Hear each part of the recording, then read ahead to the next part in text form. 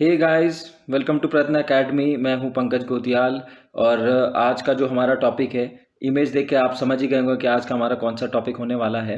तो बने रहिए इस टॉपिक के एंड तक।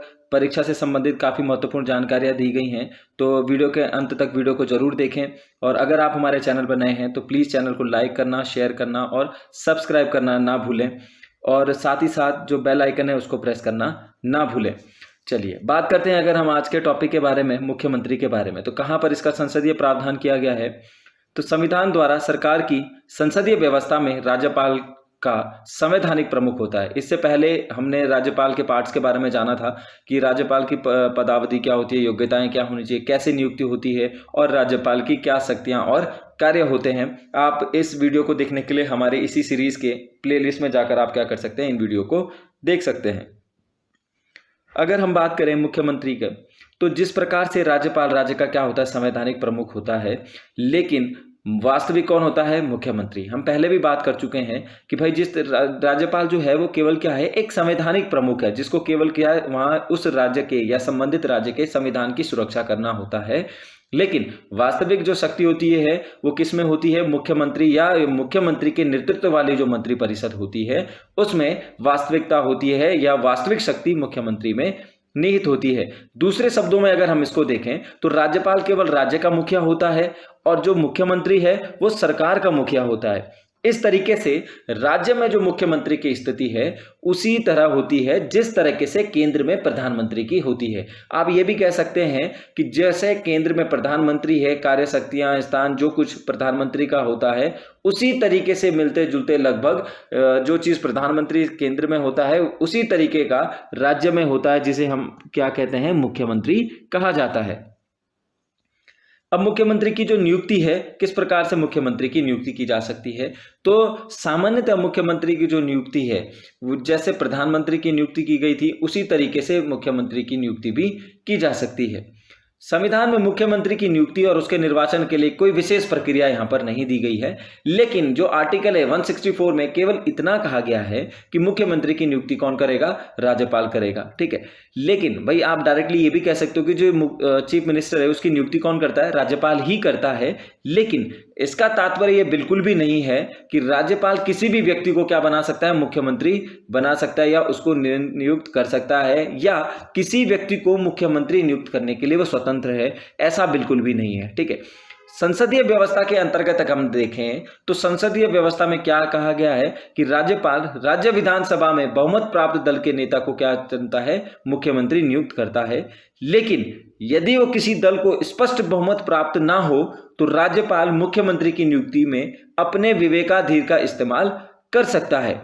भाई तीन तरीके से हम इसको देखा था, हमने प्रधानमंत्री में भी ये डिस्कस किया कि तीन तरीके से भाई, एक तो क्या होती है, देखो, एक होती है पूर्ण बहुमत की सरकार, एक होती है गठबंधन की सरकार। ठीक है, अब जो ये तीसरा अगर हम बात करें कि राज्यपाल अपना विवेकाधीन का भी वहां पर यूज कर सकता है, तो पूर्ण बहुमत की जो सरकार होती है जहां पर आपने वोट दिया और आपने 50+1 वोट से क्या कर दिया, आपके पास सीटें हैं तो आप पूर्ण बहुमत की सरकार बनाते हैं।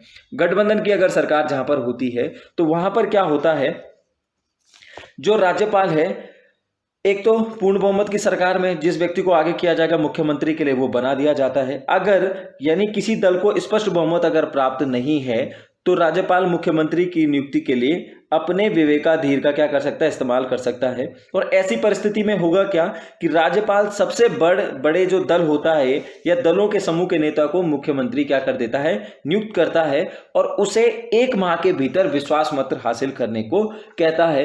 यह पहले भी हो चुका है, जैसे हम एग्जाम्पल की बात करें तो तमिलनाडु 1951, राजस्थान 1967, हरियाणा 1982 में राज्यपाल ने सबसे बड़े दलों को नेता को क्या दिया था, सरकार बनाने का न्योता दिया था। इसी की दूसरी तरफ अगर हम देखें, दूसरे पहलू पर देखें तो पंजाब में 1967, वेस्ट बंगाल में 1970, महाराष्ट्र में 1978 में राज्यपाल ने गठबंधन के नेता को सरकार बनाने का न्योता दिया था। तो इस तरीके से और भी हमारे पास एग्जाम्पल हैं, इस तरीके से भी देख सकते हैं कि जहां पर राज्यपाल ने इन गठबंधन के नेताओं को क्या दिया था, सरकार बनाने का न्योता दिया था। और वहां पर यह शर्त रखी गई थी कि 1 माह के भीतर संसद में विश्वास मत हासिल करना क्या होता है, अनिवार्य होता है। राज्यपाल अपने व्यक्तिगत फैसले द्वारा भी मुख्यमंत्री की नियुक्ति कर सकता है। ठीक है, ये ज्यादातर कब होता है कि जब सपोज कीजिए कि भाई मुख्यमंत्री है, उसकी क्या हो जाती है, कार्यकाल के दौरान मौत हो जाती है और उसका कोई भी उत्तराधिकारी अगर तय ना हो, तो ऐसी स्थिति में मुख्यमंत्री की नियुक्ति के पश्चात क्या कर दी जाती है, उसकी नियुक्ति कर दी जाती है। उसका उत्तराधिकारी ना हो तो राज्यपाल उसकी नियुक्ति कर सकता है। हालांकि ये भी देखा गया है, सामान्य तौर पर ये देखा गया है कि नए नेता का जो चुनाव कौन कर लेता है, सत्तारूढ़ वाला जो दल है वो नए नेता का चुनाव कर लेता है और राज्यपाल के पास उसे मुख्यमंत्री नियुक्त करने के अलावा कोई भी विकल्प नहीं होता है। तो ये भी यहां पर रख है। तो तीन तरीके से आप समझ सकते हो कि तीन तरीके, एक बहुमत दल का नेता, दूसरा गठबंधन और तीसरा जो हमारे पास है राज्यपाल की विवेकाधीन शक्ति का वहां पर वो यूज कर सकता है, जहां पर वो किसी को मुख्यमंत्री नियुक्त कर सकता है। देखिए, संविधान में ऐसी कोई उपेक्षा भी नहीं है कि मुख्यमंत्री नियुक्त होने से पहले कोई भी व्यक्ति अपना बहुमत सिद्ध करे, ऐसा बिल्कुल भी नहीं है। ठीक है, यानी ऐसा बिल्कुल भी नहीं है कि उसे मुख्यमंत्री ना बनाया गया हो और उससे पहले वो अपना क्या कर दे, बहुमत सिद्ध कर दे 1 महीने के भीतर। कहां पर? विधानसभा में। ऐसा बिल्कुल भी नहीं है। ठीक है, यानी किसी व्यक्ति को पहले मुख्यमंत्री बनाया जा सकता है और मुख्यमंत्री बनाने के बाद उसको समय दिया जाता है और तब वो अपना क्या करता है, उचित समय के भीतर अपना बहुमत है उसे सिद्ध करने को कह सकता है और इन मामलों में वो अपना बहुमत सिद्ध कर सकता है। ऐसा बहुत बार अगर उदाहरण के तौर पर देखें हम तो जम्मू कश्मीर के राज्यपाल थे जगमोहन, उन्होंने क्या किया था, जो जीएम साहब थे उनको मुख्यमंत्री नियुक्त किया और उन्हें सदन में बहुमत साबित करने के लिए कहा था।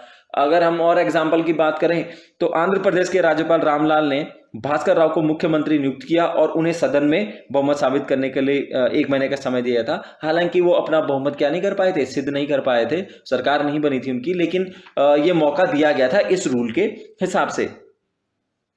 अगर हम देखें, अगर कोई व्यक्ति, ऐसा व्यक्ति जो राज्य विधानमंडल का सदस्य नहीं है, तो 6 माह के लिए वो मुख्यमंत्री नियुक्त किया जा सकता है।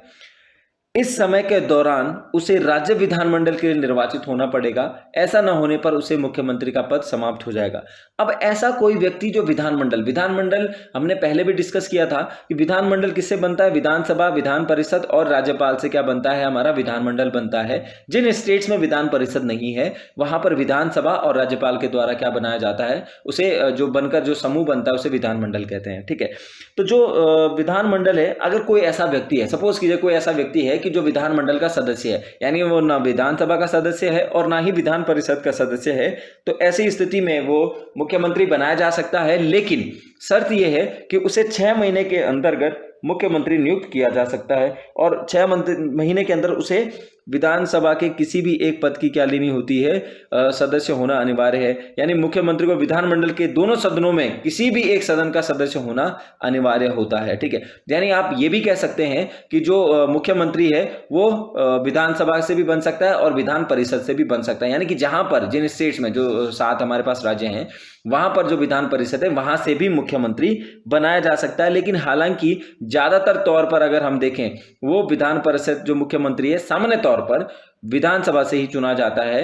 लेकिन अनेक अवसरों भी ऐसे हुए हैं जहां पर विधान परिषद के सदस्य जो हैं बतौर मुख्यमंत्री उनको क्या किया गया था, नियुक्त किया गया था। जैसे अगर हम एग्जाम्पल के लिए देखें तो 1952 में सी राम गोपालाचारी जो थे उनको तमिलनाडु का बनाया गया था और मोरारजी देसाई जो थे वो बॉम्बे में के बने थे और सीबी गुप्ता जो है उत्तर प्रदेश के सीएम बने थे और हमारे पास बीपी मंडल हैं बिहार के बने थे, वो 1968 में। तो ये जो सीएम बने थे, ये उस समय जब ये सीएम बने थे तो उस समय कहाँ के थे, सदस्य थे, विधान परिषद के सदस्य थे। तो यहाँ से आप ये भी कह सकते हैं कि जो मुख्यमंत्री है वो किसी भी सदन का होना चाहिए, चाहे विधानसभा को हो चाहे विधान परिषद को हो। और अगर वो नहीं भी है उस समय पर जब उसे मुख्यमंत्री बनाया जा रहा है, तो उसे 6 महीने के अंदर किसी न किसी एक सदन की क्या करनी होती है, सदस्यता ग्रहण करनी होती है। एक न एक सदन का सदस्य उसे बनना होगा। अगर हम मुख्यमंत्री की शपथ और कार्यालय एवं वेतन के बारे में अगर हम बात करें तो कार्य ग्रहण करने से पूर्व राज्यपाल उसे पद एवं गोपनीयता की शपथ दिलाता है और अपनी शपथ में मुख्यमंत्री कहता है कि मैं भारत के संविधान के प्रति सच्ची श्रद्धा रखूंगा, सत्यनिष्ठा रखूंगा, भारत की प्रभुता और अखंडता को बनाए रखूंगा, मैं अपने दायित्वों का श्रद्धापूर्वक और शुद्ध अंतःकरण से उसका निर्वहन करूंगा। तो राज्यपाल के द्वारा क्या दिलाई जाती है, मुख्यमंत्री को शपथ दिलाई जाती है। अगर हम मुख्यमंत्री के कार्यकाल के बारे में बात करें तो मुख्यमंत्री का कार्यकाल निश्चित नहीं है, बिल्कुल भी निश्चित नहीं है, और वह राज्यपाल के प्रसाद पर्यंत अपने पद पर धारण किए रहता है। जैसा कि हमने प्रधानमंत्री में भी डिस्कस किया था कि प्रधानमंत्री का भी कोई निश्चित कार्यकाल नहीं है। हालांकि भाई लोकसभा का अगर वो सदस्य है तो लोकसभा पाँच वर्ष में भंग हो जाती है, स्वतः ही समाप्त हो जाती है। तो कार्यकाल आप कह सकते हैं कि 5 वर्ष का हो सकता है, लेकिन कार्यकाल यहां पर निश्चित नहीं है, कोई फिक्स नहीं है कि 5 साल तक उसे कोई हिला नहीं सकता या 5 साल तक कोई उसे हटा नहीं सकता, ऐसा बिल्कुल भी नहीं है। तो आप ये कह सकते हैं कि राज्यपाल के प्रसाद पर्यंत ही वो अपने पद पर बना रहता है। लेकिन इसका जो सब क्लॉज ये है कि इसका अर्थ या तात्पर्य ऐसा बिल्कुल भी नहीं है कि राज्यपाल उसे किसी भी समय बर्खास्त कर सकता है, ऐसा बिल्कुल भी नहीं है। प्रसाद पर्यंत का अर्थ यहां पर ऐसा बिल्कुल नहीं है कि राज्यपाल जब चाहे उसे क्या कर सकता है, हटा सकता है। ठीक है, 2 कंडीशन है। राज्यपाल उसे तब तक बर्खास्त नहीं कर सकता है जब तक उसके पास विधानसभा में बहुमत प्राप्त है, यानी जब तक उसके पास बहुमत है, जब तक उसके पास उसके सदस्य गणों की पावर है, बहुमत है, तब तक राज्यपाल उसे हटा नहीं सकता है। लेकिन यदि जिस दिन वो मुख्यमंत्री विधानसभा में अपना विश्वास खो देता है, विश्वास मत खो देता है, तो उसे त्यागपत्र देना होगा। वो स्वतः ही क्या कर देगा, अपना त्यागपत्र देगा। अगर त्यागपत्र नहीं देता है तो ऐसी स्थिति में राज्यपाल उसको क्या कर सकता है, बर्खास्त कर सकता है। मुख्यमंत्री के वेतन अगर भत्तों के बारे में अगर हम बात करें तो मुख्यमंत्री के वेतन और भत्तों का निर्धारण राज्य विधानमंडल द्वारा किया जाता है। राज्य विधानमंडल के प्रत्येक सदस्य को मिलने वाले वेतन भत्तों सहित उसे व्यय विषयक भत्ते, निःशुल्क आवास, यात्रा भत्ता और चिकित्सा सुविधाएं आदि भी क्या मुहैया करा दी जाती हैं, किसके द्वारा, राज्य विधानमंडल के द्वारा। अब यहां पर अगर हम देखें, सबसे इंपॉर्टेंट जो हो जाता है कि एक जो चीफ मिनिस्टर है राज्य का या मुख्यमंत्री है, उसके क्या कार्य होते हैं मुख्यमंत्री पद पर रहने के बाद, या उसकी क्या पावर्स हैं, उसकी क्या शक्तियां हैं। तो सबसे पहले अगर मुख्यमंत्री की शक्ति अगर हम देखें मंत्री परिषद के संबंध में, तो क्या एक मुख्यमंत्री की अपने मंत्री परिषद जो है उस मंत्री परिषद के संबंध में उसकी क्या क्या यहां पर शक्तियां होती हैं। तो राज्यपाल उन्हीं लोगों को मंत्री नियुक्त करता है जिनकी सिफारिश मुख्यमंत्री ने की हो। भाई मुख्यमंत्री की नियुक्ति कौन करता है, राज्यपाल के द्वारा कर दी जाती है। ठीक है, और वो उसी के प्रसाद पर्यंत अपने पद पर रहता है। और मुख्यमंत्री अन्य मंत्रियों की नियुक्ति भी कौन करता है, राज्यपाल ही करता है। लेकिन किसकी सिफारिश पर, मुख्यमंत्री ने जिन जिन मंत्रियों की सिफारिश की हो राज्यपाल से, वो उन्हीं मंत्रियों को क्या करता है, नियुक्त करता है। वह मंत्रियों के विभागों का वितरण एवं फेरबदल कर सकता है। तो जो उसके साथ वाले मंत्री होते हैं, जैसे हमने सेंटर में पढ़ा था, जो सेंटर जो काउंसिल ऑफ मिनिस्टर थे, वहां पर भाई 15% से ज़्यादा नहीं हो सकती टोटल जितने भी हमारे पास सदस्य संख्या होती है। तो इन लोगों के जितने उसके उन्होंने बनाया है, जितने मंत्री उसके हैं कैबिनेट में, उनको वो क्या कर सकता है, विभाग आवंटित करता है, विभाग बांटता है।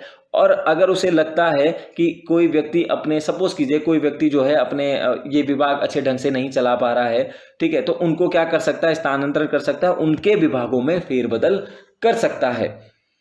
मतभेद होने पर वह किसी भी मंत्री से त्यागपत्र देने के लिए कह सकता है और राज्यपाल को उसे बर्खास्त करने का परामर्श दे सकता है। यदि कोई मंत्री है, सपोज कीजिए कोई मंत्री है, मुख्यमंत्री की बात नहीं सुनता है या मुख्यमंत्री के कहने पर नहीं चलता है, या कुछ भी ऐसा मुख्यमंत्री को लगता है कि ये जो है इस विभाग में रहने लायक नहीं है, या विभाग में कुछ मतभेद हो रहा है, इसकी वजह से सरकार में कुछ मतभेद हो रहा है, तो वो उसे हटाने को भी कह सकता है, त्यागपत्र देने को कह सकता है। और किसे देगा ये परामर्श और सलाह, राज्यपाल को दे सकता है।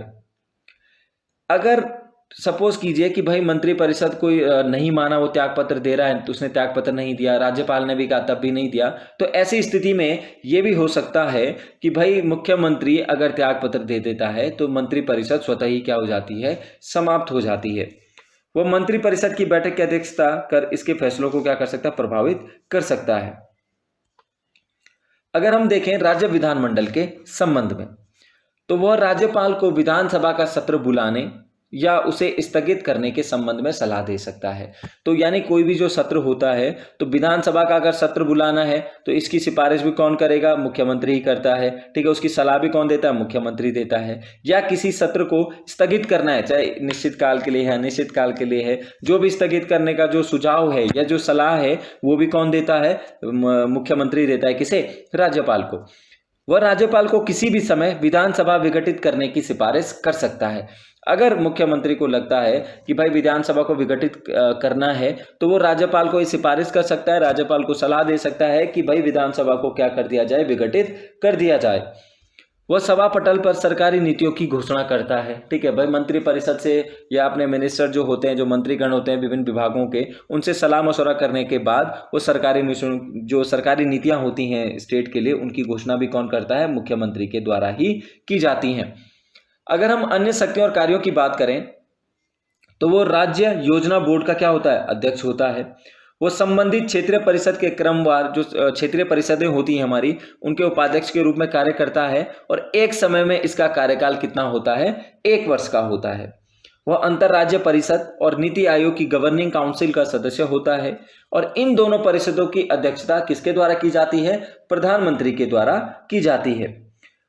वह राज्य सरकार का मुख्य प्रवक्ता होता है। ठीक है, यानी जो हमारी स्टेट गवर्नमेंट है उसका जो प्रमुख प्रवक्ता है, बोलने के लिए, रणनीतियों के लिए, सरकारी नीतियों के लिए जो प्रवक्ता रखा जाता है वो किसे कहा जाता है? मुख्यमंत्री को भी कहा जाता है। और ये उसका सबसे बड़ा क्या होता है? कार्य या शक्ति भी आप इसे कह सकते हैं। आपातकाल के दौरान राजनीतिक स्तर पर वह मुख्य प्रबंधक होता है। राज्य का नेता होने के नाते वह जनता के विभिन्न वर्गों से मिलता है और उनसे उनकी समस्याओं आदि के संबंध में ज्ञापन प्राप्त करता है। कौन? मुख्यमंत्री। तो इस तरीके से आज हमने इस टॉपिक में देखा कि जो मुख्यमंत्री है किस तरीके से नियुक्ति है, कार्यकाल, वेतन, भत्ते, कब कब मुख्यमंत्री की नियुक्ति कर दी जाती है, कब कब मुख्यमंत्री को हम हटा सकते हैं, क्या क्या उसका कार्यकाल होता है, इन सब चीजों के बारे में हमने यहाँ पर डिस्कस किया है। अगर हम बात करें राज्यपाल के संबंध में कि भाई जो मुख्यमंत्री है किस किस तरीके से यहाँ पर राज्यपाल के संबंध में भी यहाँ पर बात रख सकता है कि राज्यपाल के लिए मुख्यमंत्री के क्या कार्य हैं, तो आर्टिकल 163 में साफ कहा गया है कि जिन बातों में इस संविधान द्वारा इसके अधीन राज्यपाल से यह अपेक्षित है कि वह अपने कृत्यों या उनसे किसी को भी अपने विवेकानुसार करे, उन बातों को छोड़कर राज्यपाल को अपने कृत्यों का प्रयोग करने में सहायता और सलाह देने के लिए एक मंत्रिपरिषद होगी जिसका प्रधान मुख्यमंत्री होता है। ठीक है, देखिए सपोज कि राज्यपाल को जब हमने राज्यपाल पढ़ा था वहां पर हमने डिस्कस किया था कि राज्यपाल की जो विवेकाधीन शक्तियों को छोड़कर बाकी जितने भी कार्य होते हैं वो किससे सलाह लेनी होती है? मुख्यमंत्री से लेनी होती है, या मुख्यमंत्री की जो नेतृत्व वाली जो मंत्रिपरिषद होती है उससे सलाह मशवरा करना आवश्यक होता है। और जिसका प्रधान कौन होता है उस मंत्रिपरिषद का? मुख्यमंत्री होगा। ठीक है, आर्टिकल अगर 164 की बात करें तो मुख्यमंत्री की नियुक्ति राज्यपाल करेगा और अन्य मंत्रियों की नियुक्ति राज्यपाल मुख्यमंत्री की सलाह पर करता है। ये कार्य और शक्तियां मुख्यमंत्री की किसके प्रति होती हैं? संबंधित राज्य के राज्यपाल के लिए होती हैं। तो ये था आज का हमारा टॉपिक मुख्यमंत्री के बारे में, यहाँ पर जो परीक्षा के दृष्टिकोण से काफ़ी इंपॉर्टेंट हो जाता है। बहुत छोटे छोटे पॉइंट हमने यहाँ पर डिस्कस करे हैं। अगर आप हमारे चैनल पर नए हैं तो प्लीज़ चैनल को सब्सक्राइब करना ना भूलें और बेल प्रेस करना ना भूलें। अगर आपके मन में कोई सवाल है या आप हमारे चैनल से संबंधित कोई बात रखना चाहते हैं तो प्लीज़ आप कमेंट बॉक्स में जाकर हमें कमेंट भी कर सकते हैं। Thank you so much.